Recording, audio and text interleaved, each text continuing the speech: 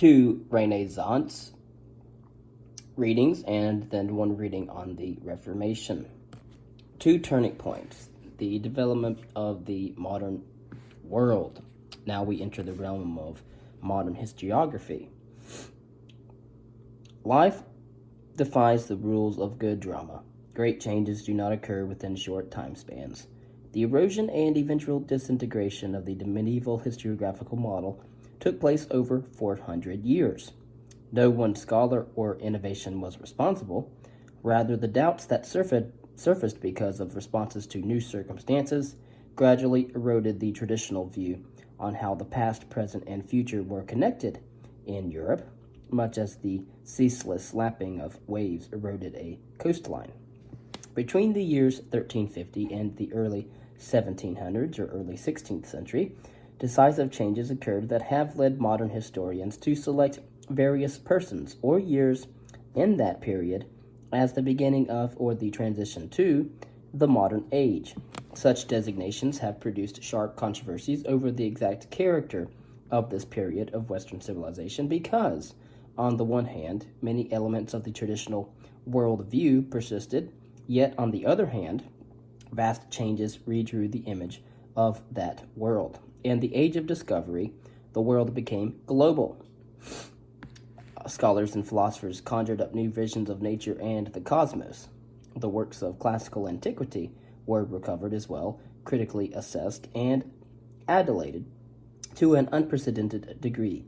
Over 1,000 years of a united Latin Christendom had ended, and the state, emerging as the basic framework for people's lives, provoked discussions of statecraft, collective identity, customs, and laws.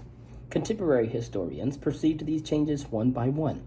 At first, they could not conceive of any overall view of history divorced from the medieval one, and simply accommodated each change and its accompanying insights to the time-proven model of medieval Christian historiography. Eventually, however, though, by the 18th century, such step-by-step adaptations had yielded to a new approach, one that sought meaning on the grand scale in the flow of events from past to present to future time. The Italian Renaissance historians. The Italian Renaissance, with its particularly bewildering mixture of the old and the new, has long been the subject of ardent controversy among historians and historiographers. How does one categorize Renaissance historiography? Chronicles in the old style continue to be written well beyond the year 1350, but in some historical accounts of the cities of northern Italy and Tuscany, with full or de facto sovereignty, the chronicler's typical combination of civic pride and desire to show God's design in everything was indeed replaced by a new emphasis on civic pride and ancient historiographical models. During the 1400s or the 15th century, city republics were pleased to assert their confidence in an ancient mode. The courts of Milan and Naples in Italy, as well as the papal curia, saw classical learning as the boon to good administration and prestige. The advocates of that remarkable revival of the ancient learning of classical antiquity were the humanists, who, as they discovered, edited, interpreted, taught, and praised the classical texts of antiquity, revered a pagan culture with a worldview differing sharply from the medieval Christian one. Yet the humanists muted the shock of confrontation by asserting a gradual unfolding of the pious philosophy up to Christ. The ancient thinkers had indeed been as wise as one could be without the true faith of the medieval Europe. Such an affirmation of continuity softened the impact of the classical pagan culture, enabled Renaissance scholars to obtain sponsors for the humanist cause, and quietly infused a considerable dose of innovation into Western thought. Chronologically, however, Renaissance Italian historiography is best discussed in two parts. First, the Quattrocento histories, written when the Italian states were prosperous, secure, and dynamic, and second, the histories written after the year 1499, when Italy suffered 60 years of warfare as the battlefield of the European powers fought. Topically, though, one must address the humanist tentativeness about universal history and their decisive innovations, but only gradually were seen to have a revolutionary character. And so humanist history before the Calamita of 1499. Humanist historiography fused enthusiasm for ancient models with pride in the contemporary patria, or the city-state. Its prototype was created by one of the three Florentine chancellor historians, Leonardo Bruni, after Florence's 1402 victory in her life and death struggle with Duke Giangalazzo, Visconti of Milan. The spirit of civic humanism pervaded Bruni's history of the Florentine people. Again, Leonardo Bruni's history of the Florentine people with its collective hero, the Florentines, and a clear story, the rise to power of Florence. Bruni ascribed Florence's success to her republican liberty, from which flowed virtue, beauty of style, courage, industriousness, and strength. Liberty's decline, as the Roman Empire and the subsequent 1,000-year lapse into darkness demonstrated, would destroy all that virtue and greatness. This assertion of a link between the republican city-state, the moral strength of its citizenry, and the state's prosperity enabled Leonardo Bruni to shape his narrative into a unified composition. So rigorous was his trimming of the broad medieval manner of telling about the past that one could rightfully draw a parallel to Thucydides' opposition to the discursive Herodotean historiography. Leonardo Bruni also followed his classical models when he divided his work into books, inserted dramatic set speeches, wrote an elegant classical Latin, made a whole people the central figure, that of the Florentines, told mainly about the affairs of the state, and reaffirmed the civic use of history. The emphasis on politics enabled Leonardo Bruni to maintain the traditional view that the individual's psyche produced the true causes of change in the world. The usual year-by-year format of the chroniclers also remained, but was interpreted often by topical sections. New standards of accuracy, which discredited founding myths that could not be substantiated by credible written authorities, made him check source against source instead of simply stringing together borrowed segments, and led him to de-emphasize the direct divine intervention as the cause of particular events. All of that, combined with the great eloquence, turned Leonardo Bruni's work into a model of humanist history, albeit one hard to match, as the works of subsequent chancellor historians such as Poggio, Bracciolini, and Bartolomeo Scala showed. Humanist historiography came later and less triumphantly to the republics of Genoa and Venice. Both the city-states of Genoa and Venice had a rich chronicle tradition, Genoa with one reaching back to its 12th century statesman and chronicler, Caffaro, but eventually declining together with that state's fortune, and Venice with one also dating back many years and culminating in the work of Giovanni Villani's contemporary, Andrea Dandolo. Indeed, the leaders of the Venerable Republic of Venice felt little need to reshape the Venetian past in the humanist manner. For a long time, the chronicle tradition persisted, giving Venice a Trojan origin and a founding date of the 23rd of March, 421. When the Trojan origin became suspect to the humanist Bernardo Giustiniani, he maintained civic pride by finding a golden age during the 6th century. Even Marcantonio Cosio, known as Sabellico, who appreciated ancient learning, wrote in the 1470s as a Venetian history that was humanist, more informed than in substance. By depicting Venice as the new Rome and as the guardian of law, justice, and freedom, as well as not by doubting the Venetian traditions, Sabellico pleased his Venetian readers. Historians, signori, and popes. A link between humanist scholars who admired the Roman heritage and rulers who scorned republican aspirations seemed unlikely. When one remembers that the Roman heritage included the Roman Empire, that a good case could be made for the benefits of princely rule, and also that the humanists were technicians whose literary and scholarly skills could and did serve many causes. Thus, Milan became a good place for humanist court historians. Both the Visconti rulers understood well the advantage of the new learning as a buttress to their rule. A contemporary of Leonardo Bruni, Andrea Biglia, already wrote a Milanese history in the humanist manner, which, however, remained unknown for 4 centuries. Well known, however, were Pier Candido, or Candido, Pier Candido, Decembrio's biographies of the last Visconti Duke, Filippo Maria Visconti, and the first Sforza Duke, Francesco. Both alternated flattery with good observations, but it was on the eve of Sforza rule, late in the 15th century, that Milanese humanist historiography showed itself at its best. Although both Giorgio Marullo and Tristano Calco made the proper admiring noises about Duke Lodovico di Moro, they also produced well-organized and well-written histories, devoid of most of the unsubstantiated tales that had filled the chronicles. No artificial buttressing of their ancestry could help the Aragonese kings of Naples, who were strangers to Naples, those humanists imported by the culture-conscious kings to write on the Neapolitan past had no real ties to Naples and produced mediocre histories. Even the best-known of these histories lacked distinction, including Lorenzo Valla's History of Ferdinand I of Aragon, with its biographical, often gossipy narrative, only its proemium, a statement of the ideals and techniques of humanist history, hinted at Valla's excellence and novel views. Decades later, however, Giovanni Patano wrote an account of a few years in the life of King Ferdinand I of Naples. In his treatise, the Actius, around 1500, he betrayed thoroughly traditional views on historiography. The historiographical fate of the city of Rome was even worse because municipal history suffered from the city's past and present cosmopolitanism. Its overlords, the popes, never felt themselves part of the Roman communal entity, so that the humanists they attracted felt no kinship to the city either.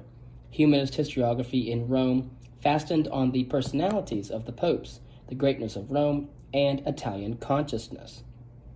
One scholar, Bartolomeo Sacchi, better known as Platina, narrated the lives of the popes. The commissioned work was well-informed, often frank, sometimes critical, and vastly popular, because some people have always craved information on the lives of the prominent, and partly because Protestants used it, in Robert Barnes' translation, as proof of the medieval church's corruption. Another scholar, Flavio Biondo, showed how living in Rome tended to evoke thoughts transcending the purely local scope. He loved the grandeur and universality of ancient Rome, but in his Decades, put to rest all thoughts of an eternal ancient Rome. He agreed with many previous historians, such as Isidore of Seville, when he spoke of the decline of the Roman Empire during the Germanic migration. Inclinatio Romani Imperi, and affirmed the subsequent political reality, the world of kingdoms. At that point, just like the world of kingdoms itself, Biando's account lost a unifying theme, except that of the Christian church, and accordingly became diffuse and analytic. Flavio Biando's love for the ancient period eventually made him turn to the remains of Rome's grandeur. He not only celebrated Rome's past greatness in his Rome Restored and Triumphant Rome, but also understood the value of ruins as archaeological archives full of trustworthy information. In his Italy Illustrated, Biondo widened his vision to a general description of chorography of 14 Italian regions. Despite its unfashionably artless form and encyclopedic content, Flavio Biando's type of history would outlast many humanist histories by centuries. Biando's enthusiasm for the skilled use of non-literary reminders of the past stimulated the rise of the antiquarian movement, which in time would enhance the scope of historiography, strengthen the importance and awareness of primary sources, and evoke in historians a sense of the wholeness of past life. The Italian world after Calamita. In the year 1494, a French army entered Italy and ended the Italian self-contained state system. The French returned 5 years later, and for 60 years thereafter, Italy became the battlefield of Europe, suffering grievously. Prompted by these events, Italian historiography focused initially on whose fault was the French invasion.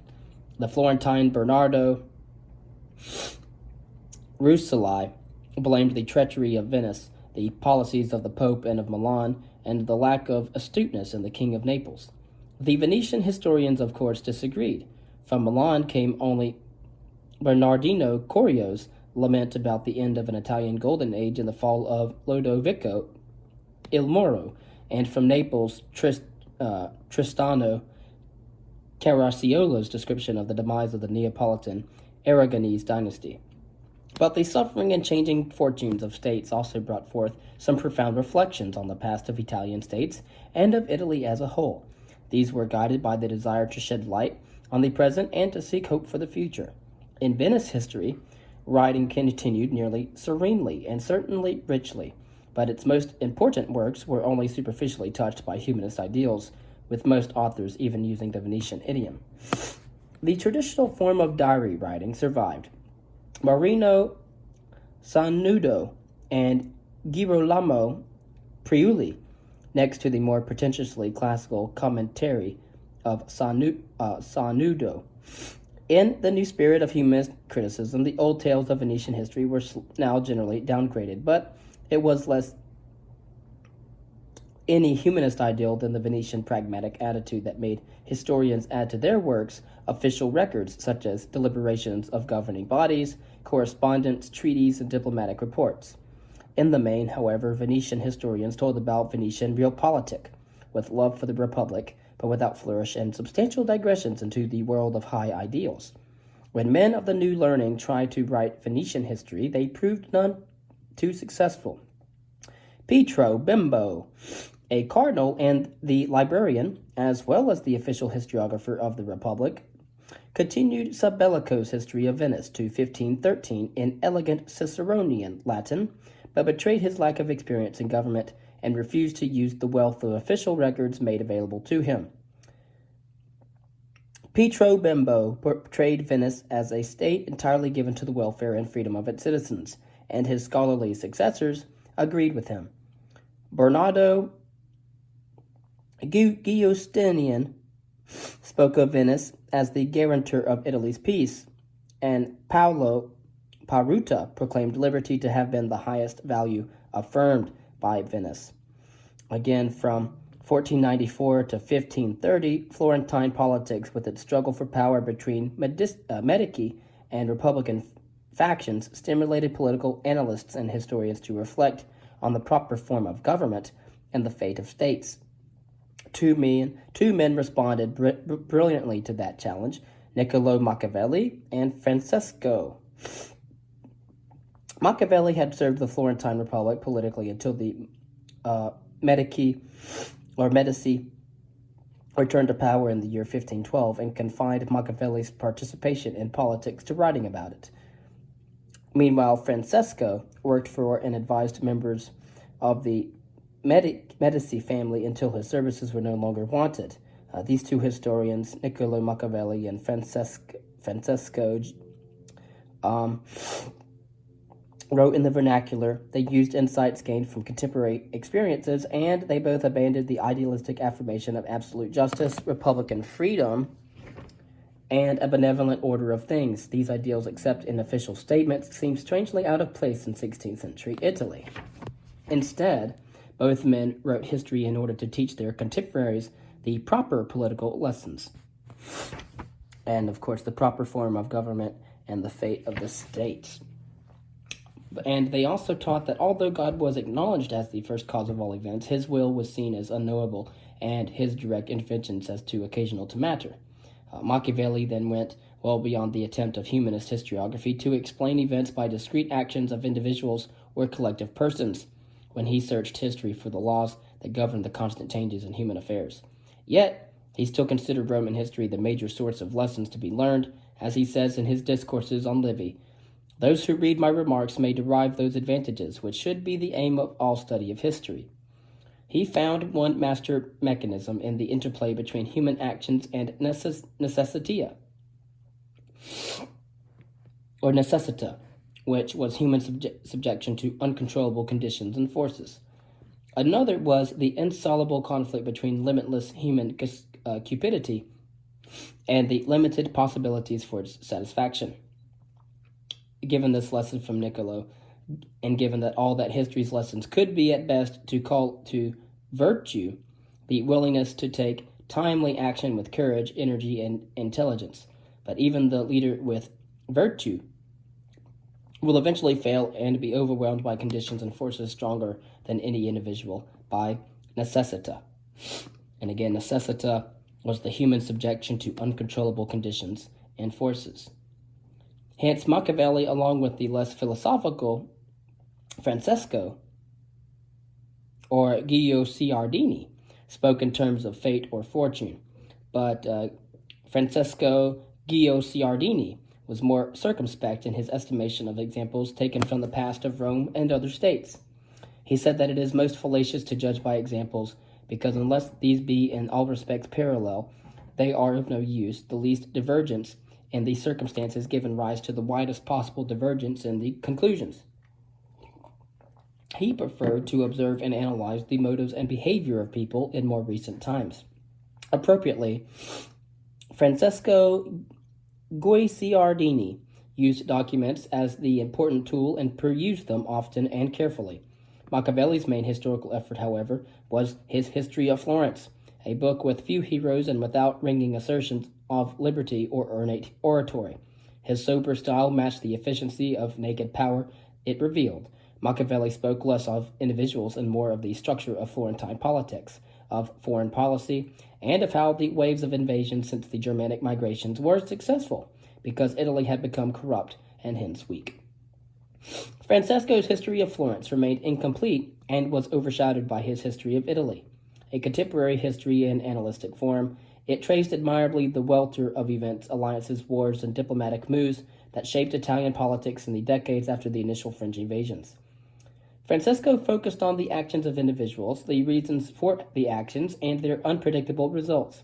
However, with God's ways seen as mysterious and with theoretical schemes foreign to Francesco's frame of mind, his Italian history remained a series of brilliant studies of events and persons.